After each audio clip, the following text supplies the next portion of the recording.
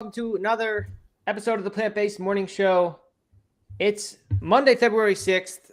Officially, I don't know what it's officially February, because we haven't started a week in February yet. And we didn't even talk about Groundhog's Day last week, which is probably okay, because honestly, what's there to say about that? Bringing Doug in now. He's got some fun stuff. One of the items of the week, this is one of the reasons this is a significant week, is that Thursday is National Pizza Day, which I never paid too much attention to the days, these National Day scams, but I've started to with this show. How's it going, Doug? How are you doing? Hey, Matt. Happy Monday. Happy Monday to you. Happy first week of Pizza Day, Pizza Week. This is, some people celebrate their birth week, not their birthday. They have festivities or whatever going on all week. I feel like something as monumental as National Pizza Day, considering how much I love pizza, we should just celebrate it all week. It's same for Taco Day.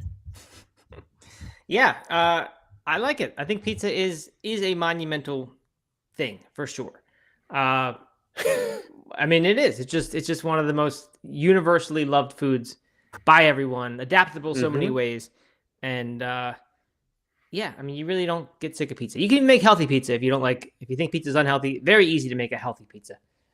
It is. So I'm with you. That is a special food. I kicked Pizza Day, Pizza Week, whatever we're calling this, off on Saturday. We had some friends over, made some pizza pies, and they were so good. The toppings that I added to mine this week were onion, a little bit of Beyond sausage, some portobello mushrooms for my mushroom peeps. And this is all on the same pizza? All on the same pizza. Okay, you're beginning to lose me then, Doug. I thought this was separate pies, highlighting each flavor individually, giving it its due. No, pretty simple. 4 toppings. Onion you put on everything, right? No, wrong. Okay.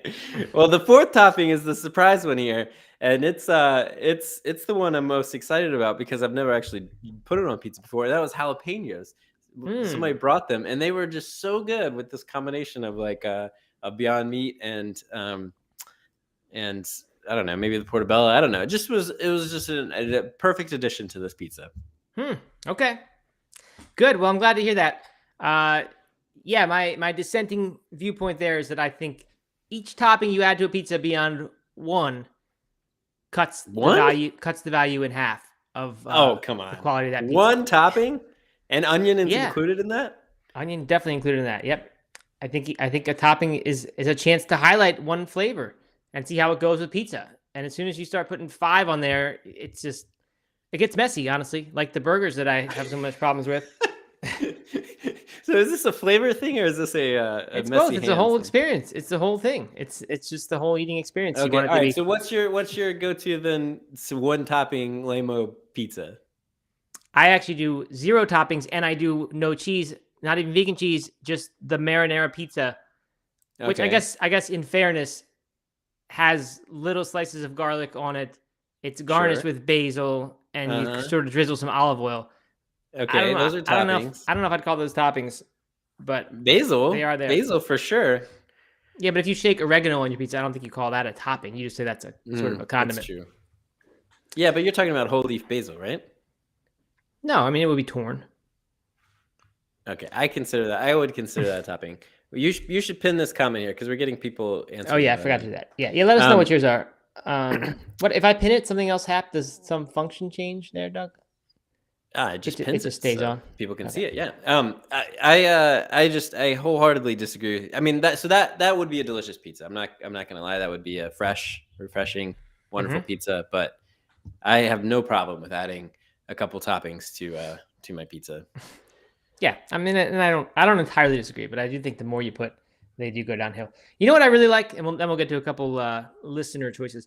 The unsung barbecue pizza, I think, is really a great thing. When you use barbecue sauce instead of tomato sauce, so obviously you got to get a good one. You can put a little vegan cheese if you'd like. You put cilantro. This is where you put the jalapenos that you mentioned, and then some sort of vegan meat, and that's a pretty good pizza in my opinion. And you could even put onions in that case. Because it's no longer pizza. What point is it no longer a pizza and then it becomes just like a flatbread? Right, and that's why all the toppings are okay in that situation because it's not a pizza anymore. It's just sort of a bread with food on it. All right, so let's see a couple from the YouTube side. Don't forget we are streaming on YouTube. It's a pretty evenly matched race right now. 11 on Instagram, 8 on YouTube. Well, 7 on YouTube, 1. We know who that is. That is Supreet. Yep, on Twitch, our Twitch contingent. So let's see. Aisha says Supreme. She might have been shouting out what you were saying, Doug, and just calling. No, that's her favorite. Supreme. That's her favorite topping, I think. It's her favorite pizza. Well, you'll have to let us know, Aisha, if you were just saying what Doug was saying, or if that's yours. She says best combo is onion and green peppers, and those are definitely on Supreme, as far as I know. Lori says basil is a topping. She's calling that topping, and she needs all the toppings. People are not with me on this one, Doug. They seem to be unanimously in favor of more toppings. Aaron, my own wife, says Kalamata, olives, mushrooms, onions, and banana peppers. Yeah, we've had this sort of same conversation, not in this dramatized fashion, but we do often have a little argument. I mean, it's getting intense. It's getting hot in here. I don't know about you, but I'm getting heated. And Dale Stevens, regular listener, says love jalapenos on pizza. If you like that, try pepperoncinis, and that's a good one. I've never had that on pizza. We've definitely done the banana peppers, and that tastes, I'd say, pretty similar to pepperoncinis. But I have not put those whole things on my pizza ever. Dale Stevens says always mushrooms as well. So yeah, mushrooms by itself is a great pizza topping. So I take it you're not like would you eat a Supreme pizza or are you just? Oh yeah, I'd eat it. It's just not. If I'm trying to make the best pizza experience I can, and I have all these high quality ingredients, I just wouldn't put all that on there.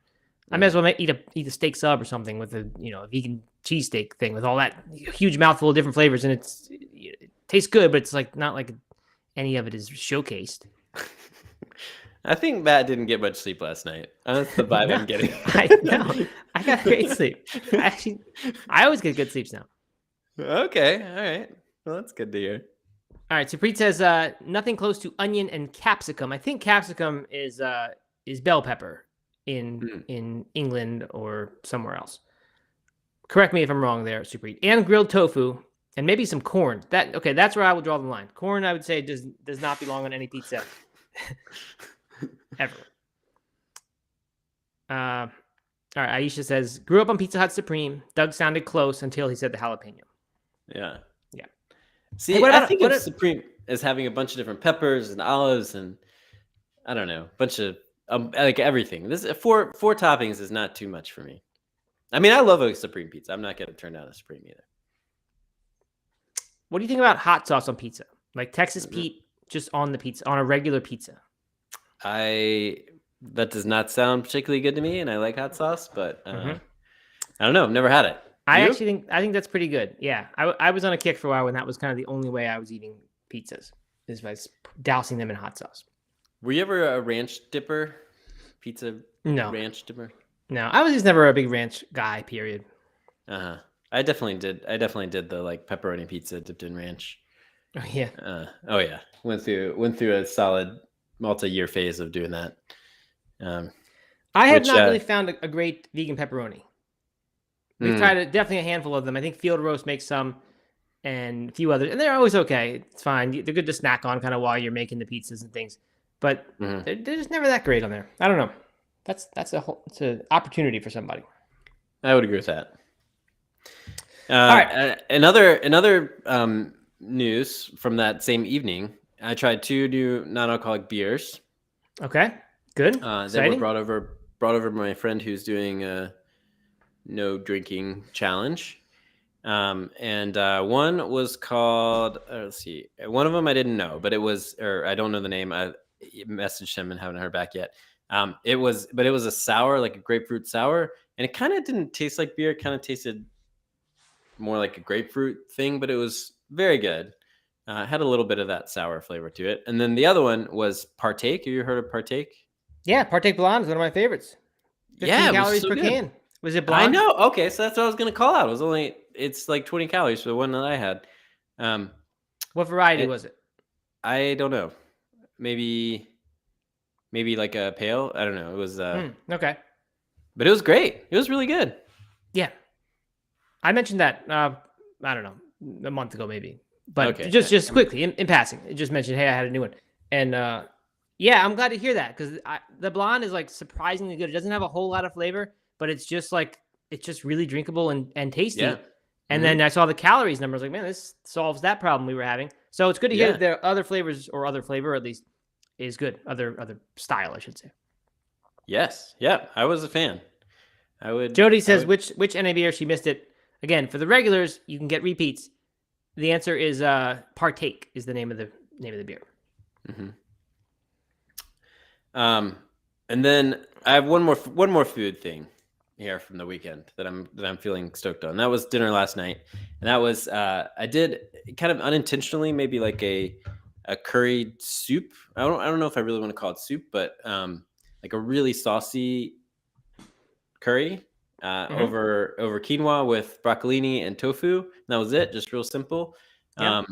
And it was like a coconut milk with veggie broth and a bunch of curry spices and stuff like that, and it just like filled up the sauce, filled up the bowl, and it was very good, very good. Oh yeah, and simple. Yeah, made from a recipe or just sort of assembled, thrown together? No, just assembled on the stove, out of the head. Nice. I guess they're always assembled on the stove. Yeah, good. All right, well, good for you, Doug. That sounds great. I've got a food update quickly. Conrad Alberto, one of our team members at Compliment, who sponsors and presents this show every day, by the way. Lovecompliment.com with ease and Conrad does. No, okay. No, he doesn't. He's just part of the organization that does. Anyway, he says he started putting hot sauce on pizza when I eventually moved to SoCal. It's a SoCal thing for sure.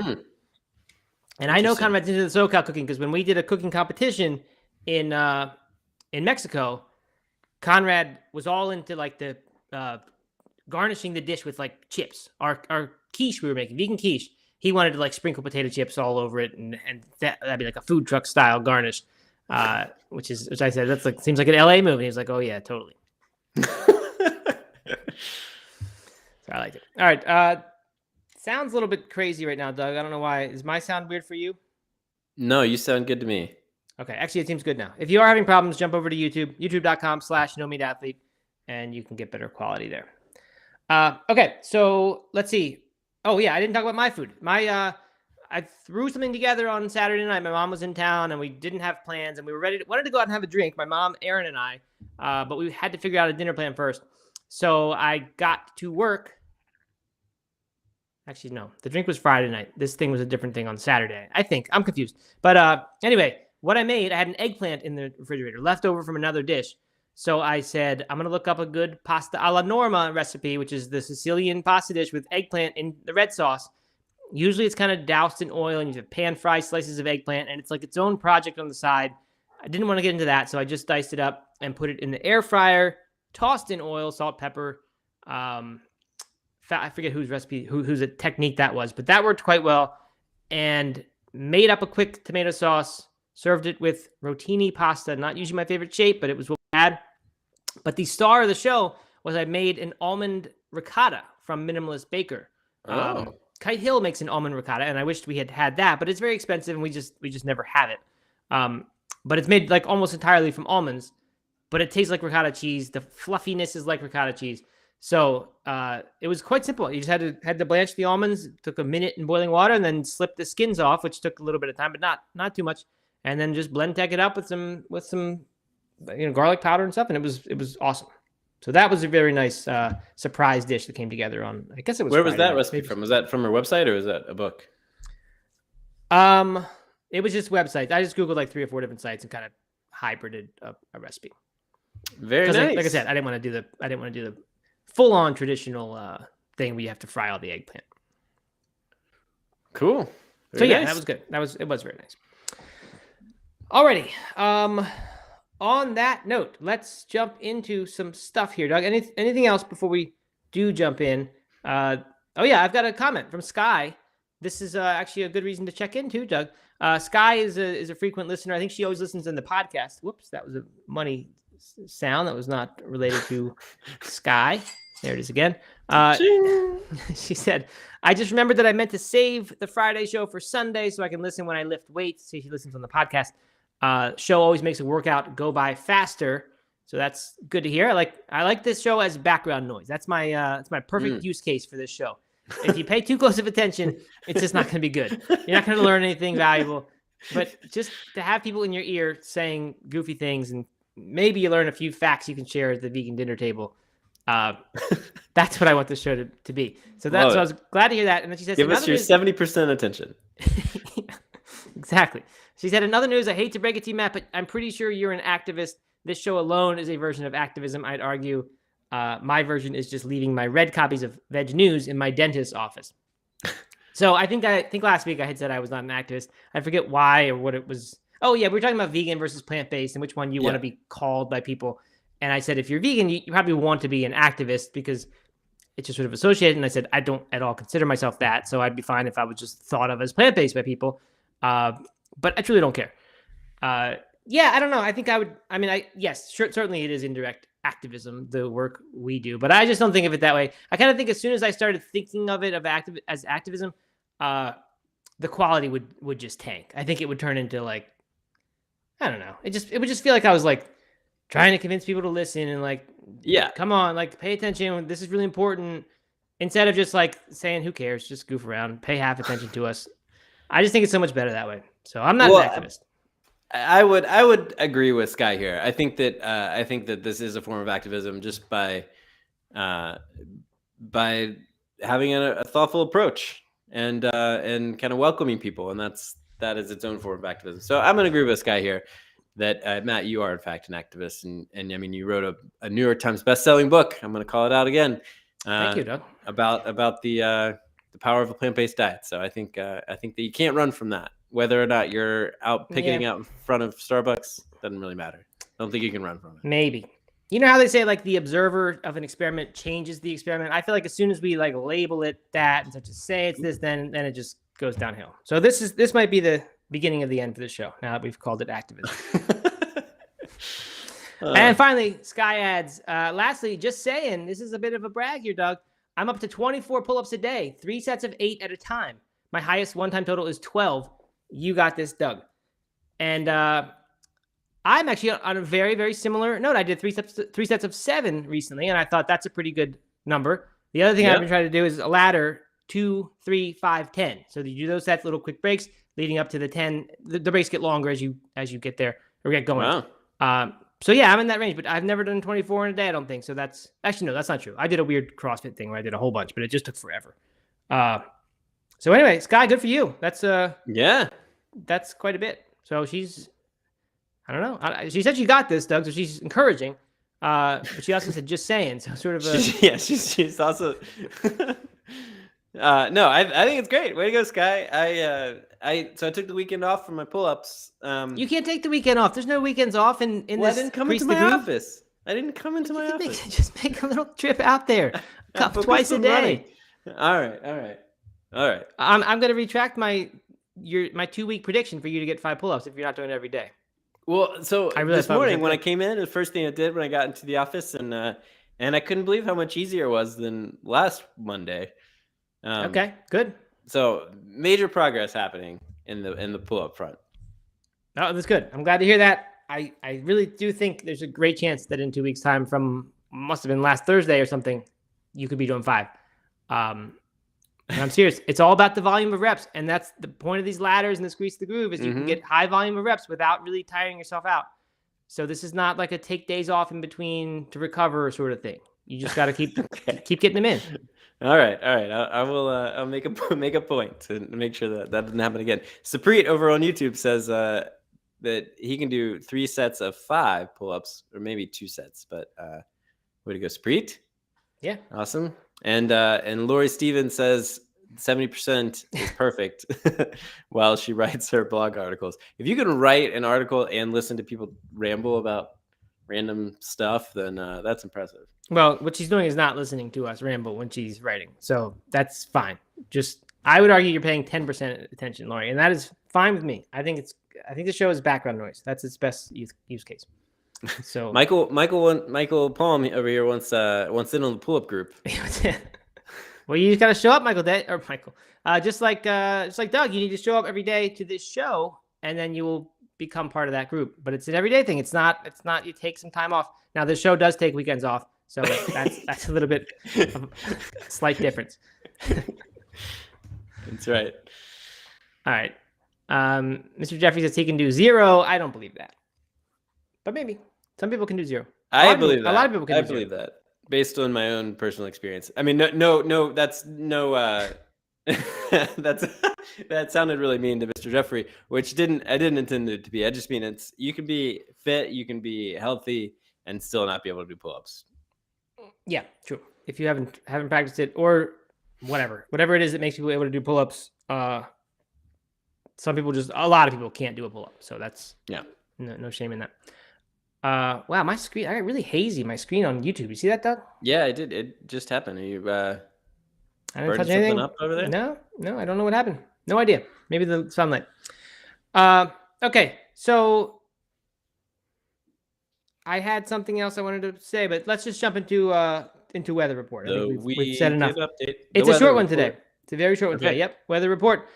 The number of there was a record number of global participants in Veganuary this year. We had speculated that last week, or read some articles speculating that interest had plateaued compared to last year, but no, 706,965 people from nearly every country in the world signed up for the plant-based campaign. Its 10th anniversary was this year, and it published the figures, confirmed that it beats last year's number by last year was 630,000 people, so that's 10% growth.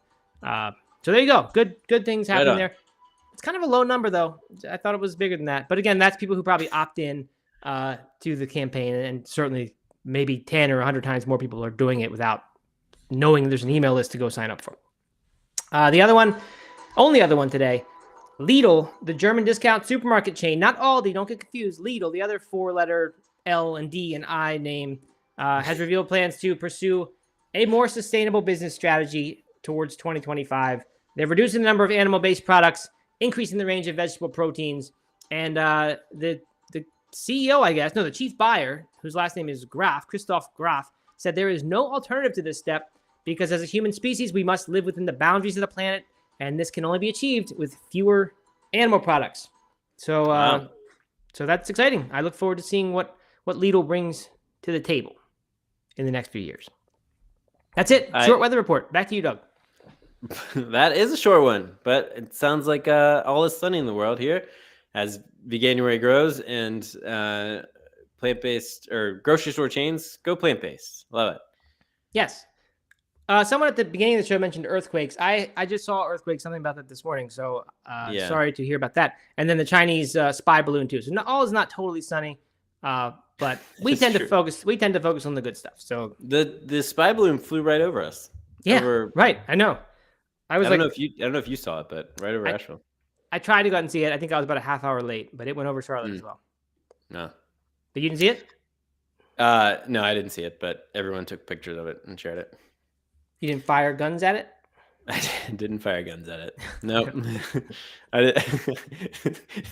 Did you see the meme of it's like what the Chinese are looking at? It's a bunch of people like throwing beer bottles at yeah, that's funny. Yep. All right. Speaking of funny stuff, we got one story today, actually a few stories, but the first one, this is from plantbasednews.org. Vegan meat brand displays its own troll comments on 2,200 tube cars in London. This is VFC Food, who we mentioned last week in something. I forget what it was, but I said I had seen their stuff around, and they were putting out new frozen stuff that was coming into the U.S., I think. So that's kind of cool that you can get the VFC frozen plant-based chicken. I think it was like West Coast stores, that independent chain, whatever it is. But anyway, what they're doing here, they're not the first company to do this. They're doing a little Would You Rather campaign where they advertise the things people have said, the mean things people have said about their brand. This reminds me, I once saw, and I thought it was unique, but then it turned out it was like a thing people do. But at some ramen store a ramen shop, I guess, in Florida, I was there, and they had a little chalkboard outside that said it had a review, and it was like the worst ramen I ever ate. And then it said like that one guy on Yelp or something. It was signed by, and I thought that was kind of clever. You call out your own bad reviewers. I realized later that that was a thing. People did that. You can find that sign all over the place if you Google it. But anyway, they're taking that tack here and it says one of these billboards says, "I'd rather stick a wasp up my bum." And they show a big picture of their barbecue looking sandwich. It looks pretty good. And a picture of a wasp. And that was at Wayne from Facebook. Another one says, "I'd rather eat," two emojis, a little dog and then the poop emoji. So you can infer what that is. "Rolled in breadcrumbs." That's Mark from Facebook. And they put that up next to a delicious looking thing of theirs. That kind of looks like a bang bang shrimp sort of dish. Yeah, it does. It's chicken. And then "I'd rather eat my dog" is one on a subway or a bus here I see. That's Aaron from Facebook. So anyway, it's that move. And I think it's kind of good. I mean, I think this is, I've seen it a little bit, so it has lost its impact on me. But in general, I think that sort of tone is a confident one, rather than saying, "Hey, no, our stuff is good," like Impossible did in the New York Times with their ad, saying, right. "No, like, come on, like, this is good. Here's why." I think it's much better to just take this confident stance and say, we're going to put your ridiculous comments up on our ads. I like it too, I think. I don't really get it though. I mean, like, what? Yeah, I know what you mean. Like, what are you supposed to feel after, like, when you read that? Are you supposed to think, well, that guy's dumb, or like, oh, then no. I mean, because it doesn't make you think like, oh, well, actually, I mean, it looks good. The photos make the food look good, but I don't really get what you're supposed to feel. Yeah, that's a good point. I had the same question when I read this, because it makes you feel strangely. It's not, I don't know, somehow that Yelp one about the worst ramen I ever had, it was like, obviously, like, okay, this guy reviewed it, he hated it, and they're just calling that out, and like, yeah, I don't know, somehow this is different. But what I concluded was, this is a brand that, like I said, they're confident in their offerings. They're confident enough to say these stupid, troll comments. And they're not the one saying like, "No, this is really good, we promise." It's just like, I don't know. I think it makes you think, wow, maybe that actually is good, because they wouldn't put that up if it wasn't. If there was any correctness to those statements, they wouldn't advertise that. I think I would like it better if they responded. Like if there was a little like clever, I don't know what it would be, but like a little clever thing that was just like I'd rather stick a wasp up my bum, and then be like, we've got the what do you call the shot thing that you get? I don't know. Right. EpiPen. We've got the EpiPen ready or something. I don't know. Some sort of little response to it. I feel like I would. Yeah. I can see that. Mm-hmm. As Michael points out, the fact that we're talking about it probably means that their marketing is working, which is true. I have seen this in a few different places. It's been getting a lot of press. So, whoa! Breaking news. There is no breaking news. Breaking news is that Michael is the chief marketing officer of Compliment. So what he says about marketing is right. There you go, man. Your sound machine is just off. Very sensitive today. Yes, it is. I need to get the Rodecaster. MyInstance.com is just not doing it. All right, Steven, CMO of Compliment says he likes the response idea. So glad we're on the same page. Wow, good. All right. Steven has checked in. Our regular international correspondent has checked in over on YouTube today. He's picking that side. Anne Marie's over there as well. So some heavy hitters over on YouTube. Drew Designs as well. Yeah. So anyway, Steven says hi. He's had some VFC stuff, close in texture but too salty. Interesting. I probably like it then. And Steven thinks it's a bad marketing strategy. He does not like it. He does not like it. He sees a lot of ads too over there in Amsterdam area, or Haarlem where he lives. He sends me a lot of pictures of advertising, because they banned the meat advertising over there. So now there's people doing that next level meta of advertising and putting meat and censoring it and all this stuff. So that's Steven knows his meat advertising. That's right. I forgot. Yeah, we reported that Haarlem banned it. I think it doesn't really take effect until a year or two from now. But already brands were jumping on it. Plant-based brands were jumping on it. I think they were plant-based and big sensors over their burgers or whatever. Who knows? All right, so that's that one. Kind of fun. I like it. Yeah, I think attention is generally good. Next one, this one's super boring. I found it and thought it would be good. It's worth calling out, I guess. It's from Veg News. I tried to read, speaking of like multitasking, I was listening to a podcast while I was preparing the show, and I usually do that because I don't have to read them in too much depth. This one, I got into the article and I was like, there was all these acronyms coming at me because the headline is soy protein lowers cholesterol, risk of heart disease, study finds. So I thought, okay, that sounds kind of good. But then it gets into glycinin and B-conglycinin and things that it lowers that are HMGCR inhibitory properties. And I was thinking, okay, I can turn this podcast off. Oh, ANGPTL3 also inhibits enzymes. I was like, I could turn this podcast off and I could really seek to understand this article. And then I said, no, it's just too boring. I'm not going to do it. I just kept listening to the podcast and said, we're just going to talk about how boring the article is. But so it's not worth going into any depth. Give us 70% of your attention because we only give 70% of attention to Exactly. it. Uh-huh. Exactly. But no, it's worth calling out, and this truly is, I think, the extent of the value of the article for me. I'm not saying anything's wrong with Nicole Axworthy's writing. It's good for whatever scientific brain wants to read this. This has been known. She says that right in the beginning of the article. Scientists have long known of soybeans' cholesterol-lowering properties and lipid-regulating effects. And so that's long been known.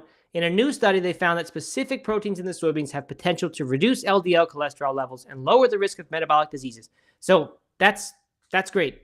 Then it goes into the mechanisms by which they measured this, and it's just too sciencey to really care about for me. But worth talking about. Again and again, we are hearing that soy protein is a superfood. Like, it's a really good food, or soy, I should say. There's GMO soy issues. I know processed soy is still very processed. Doesn't make it suddenly a health food. But tofu, tempeh, and even some of these, maybe soy protein. Edamame. Yeah, good old edamame. It's a health food. I mean, it's a superfood. It's in many ways linked to the very cancers that people falsely accuse it of causing. Linked to the prevention of such cancers rather than causing them. You can do lots of research. We have a No Meat Athlete article. I don't know what it might have been. I think it's nomeatathlete.com/soy. So you can go there and you can see it. We compiled a bunch of research linked out to Harvard and several other, big medical places. That is not the URL. It's not nomeatathlete.com/soy, huh? No. Okay. Well, while we're finding it, because we should find it because it's a good one. Yeah.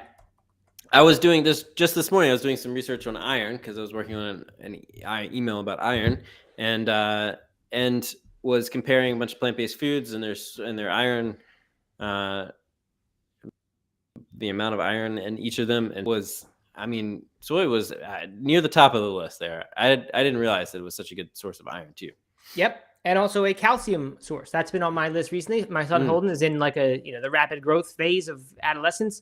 And calcium, if you're deficient in that, you're not going to have what you need for bone production and growth. So I've just been paying attention, and that's his biggest single source is tofu. So the article, the headline at No Meat Athlete, the URL for the No Meat Athlete article is nomeatathlete.com/is soy bad for you, with a hyphen in between each word. So that's kind of a mouthful, or a typewriter full if you're going to Google it. So just Google nomeatathlete.com or No Meat Athlete soy, and you will find this one for sure. You can see our research on soy, our meta-analysis of all the websites talking about soy. Mr. Jeffrey says the headline was "The Truth About Soy," maybe. No, that's actually not. There's a Zen Habits article I used to reference all the time. And that has a /soy, zenhabits.net/soy.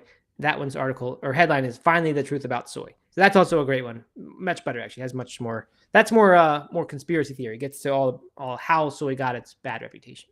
And Michael says he wears Soy Boy with a badge of honor, and I'm right there with him. I even wanted to have our question of the day be about Soy Boy, but I nixed it. You nixed it. Yep. I said too political. So what's your favorite way to eat soy? How do you get soy? Matt, most recent way and your favorite way. My most recent is also, I think it's also my favorite. I'll explain why. It's dicing the soy into 1-inch cubes. Well, first putting it in the dehydrator, the tofu press for just a few minutes. Doesn't take long. Yep. Put it in there. Then put it in the air fryer. I think it's like 375, 15 minutes. We have a preset thing on there. little spray of spray oil on the air fryer basket, and that's it. And it comes out really great. You then toss it into whatever stir fry, whatever you're doing. A lot of times I'm conflicted between like, should I do what the stir fry recipe says and actually try to stir fry the tofu? And it's really almost never worth it. Like, it just adds a bunch of oil. Oftentimes there's sticking and issues, and it just kind of turns into this own little side project. It's so much easier to do the air fryer thing. So that's my favorite, I think. Yep. How about you, Doug? I wish I had an air fryer. It would probably be that sounds great. Most recently last night, as I said, we had a tofu curry dish, which was great. I do love tofu, especially stir fried. But I think I'm gonna go with tempeh.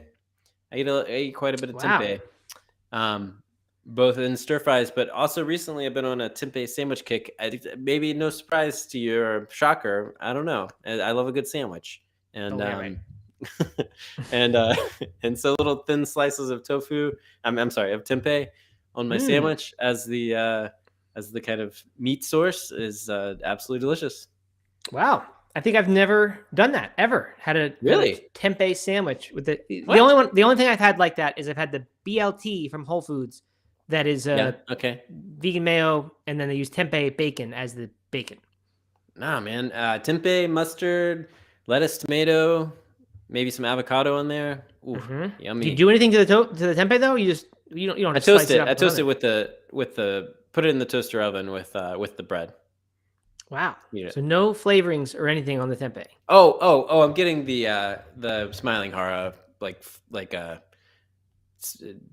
peppered one. I don't know what it's called. But yeah. So light flavorings. Lightly flavored. Yeah. Wow. Interesting. Yeah. Don't know. Joey Shuck, I can't get into tempeh as their trick. I mean, kind of like tofu. It's probably just how you cook it, right? But yeah, I think so. I mean, there is a trick. The trick is steam it for 10 minutes first, and it removes the bitter flavor that people complain about sometimes. But like, to me, that's not enough to suddenly make it great. It's okay. I think the trick really is find a recipe that like is made to have tempeh in it, and not do what Doug just said, which is like assemble your own thing using tempeh. Obviously, Doug's found success with it, but to me, I feel like whenever I try to just like use it, it's not good. But if I find a recipe that's really meant to have it, and it's been tested, then I can, sometimes get a good one. I would say quality tempeh matters too, because there is vast difference in flavor between the tempeh, and if you can get some homemade tempeh, or like go to a restaurant where they make their own tempeh, so good. Yeah, that Smiling Hara brand from Asheville is really delicious. It tastes much different than the grocery store. I mean, that is a grocery store brand, but it tastes much different than the mass market grocery store ones. Aisha says she's thinking of food processing tempeh marinade or fresh herbs and air frying it as crumbles, or press it into a block to slice it for a sandwich. Anne Marie mentions a tempeh chili recipe that Forks Over Knives highlighted on Instagram yesterday. She wants to try. I've done barbecue tempeh tacos from Engine 2, and those are very good. I like them. And Scott Jurek had a great tempeh recipe in Eat and Run. One of like the 15 recipes in that book at the end of the chapters. There was one with kale, tempeh, and brown rice or something. And whatever he put on there was really good. Okay. So a couple suggestions if you want to go down the tempeh road. But don't do what I did. Don't do what Doug did. No, that's not true. Doug's got some. I think Doug has some secret closet cooking skills that he can throw things together that are good. I never do that. I just don't trust myself. I just don't. I just need recipes.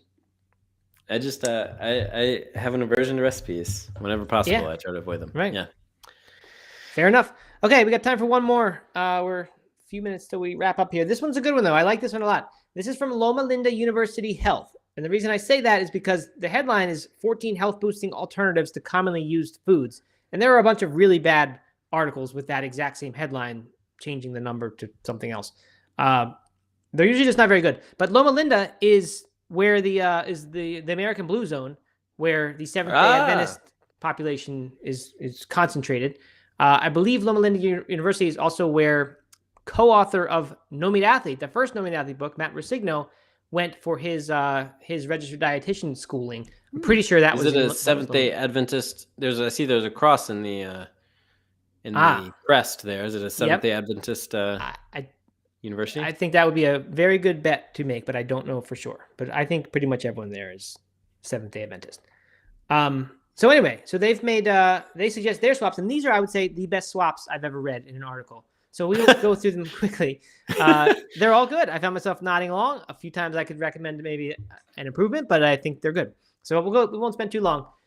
Black bean for beef burgers, and this is probably the weakest of the swaps because, as we've said a lot, like they can taste good. They're just not really the same food at all. It's not. Yeah, it's nothing like the same food. It's a different thing. It's a plant-based patty. It's not going to taste like a beef burger, but it's a different experience. And if you're into that, good. And it's much healthier, in my opinion. So that one I like. That one I don't like that much, even if it's a good food. Okay, walnut or cashew cream for heavy cream. This sounded to me like almond ricotta for regular ricotta. There you go. But I found myself doing this a lot. Cashew cream subbing for heavy cream and feeling much better about that choice. You can make cashew cream at home. You soak some cashews in hot water or cold water, but for a longer time. Blend them up in a Blendtec or a Vitamix with some spices or garlic or whatever else. Very easy, and you get a cream, and it's good. Cauliflower rice for white rice. Doug, you ever do that one? I know you're a low-carb guy sometimes. I do not do that. No. No? Even when you're into skipping the buns on your burger sometimes? I don't think I've ever done cauliflower rice for white rice. I don't know if I've ever had cauliflower rice, to be honest with you, which I should. I think people are into that, right? That's a thing. They are. I believe I've had it at Chipotle. I think Chipotle offered it for a while. And it was an upcharge, kind of a big upcharge. I mean, it's pretty good. Yeah. It's like, yeah. I mean, and it gives you lots of upsides without downsides of white rice. So I'm in favor of that one for sure. I don't find myself like buying big bags of frozen cauliflower rice for whatever reason, but it's a good one. I think it's a good choice. Okay. Chia seed jam for jam and jelly. So I don't know about this one. This is sprinkle chia seeds over warmed berries and let the mixture rest until it is thickened to enjoy a healthy alternative to sugary jam. I mean, that sounds pretty good to me. I'm not a huge chia seed fan. They get a little stuck in your teeth and stuff. I don't always love that. Yeah, but a good like a homemade jam and jelly has the same type of seed texture to it, you know? That's a good point. You're right. It sounds great. I've never tried this before, but I would. Do you make homemade jams and jellies, Doug? Or you just get them? I have actually. I have done that. Oh yeah? Uh-huh. Wow. But I can't remember why. I think we went like blueberry picking or something and had an enormous amount of blueberries. Oh wow. And you made your own jam. Good for you. Mm-hmm. Pretty sure we've not done that. So I'll have to hear more about that one day. Chilled herbal tea for iced sweet tea. Seems like a pretty easy swap. Not going to be as sugary. If you're used to drinking sugary tea, that's not going to necessarily scratch the itch. But if you could get yourself used to it, then it's going to be a good one. Coconut aminos for soy sauce.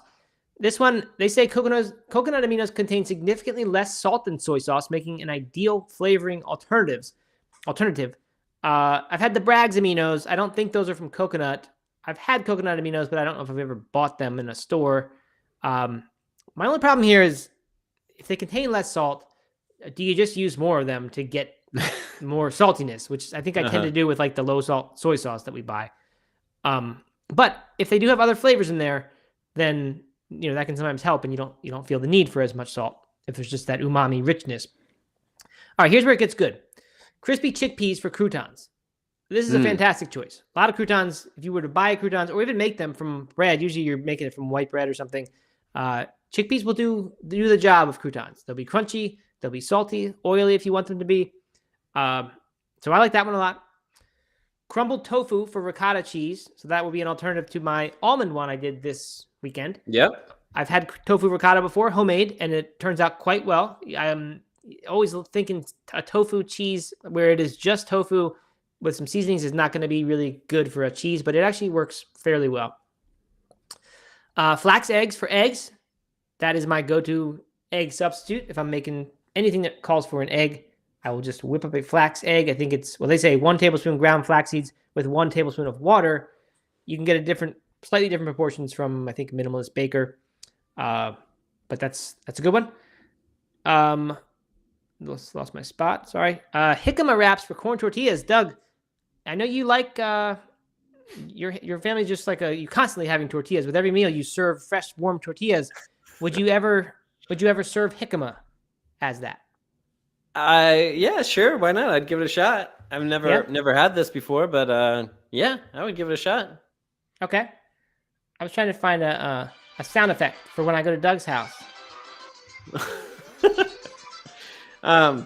Yeah, I mean, so the other day, I think I told you I had fried plantain, or not plantain, plantain tortilla, which was Yes, just you like did tell me that. super thin plantain. Yeah. And that was incredible. So yeah, I mean, maybe jicama would do the trick too. Yeah, I don't know. I've never heard of jicama wraps, so I don't know if No, it's sort of neither have I. made like did the jicama get dried and ground like corn and then made into tortillas the same way, or is it like thinly sliced and they're using it for wraps? I have no idea. But that's an interesting choice. They say that so corn tortillas beat flour tortillas out in the nutrient competition, but jicama trumps both with its fiber and antioxidant content. So there you go. Nutritional yeast for Parmesan cheese. Again, I'll go to Minimalist Baker and make this a little bit better. We have a recipe on our site as well, but she has the original version of our family's staple Parmesan cheese substitute, which is nutritional yeast, cashews, salt, and garlic powder. And that is a fantastic thing. We've made literally tons of it over the years. Very good. Very good. Seasoned shredded jackfruit for shredded meats. We've each, Doug, talked about jackfruit a little bit, and neither of us is totally sold. No. The Good texture. The texture Not is really good. a substitute. Right.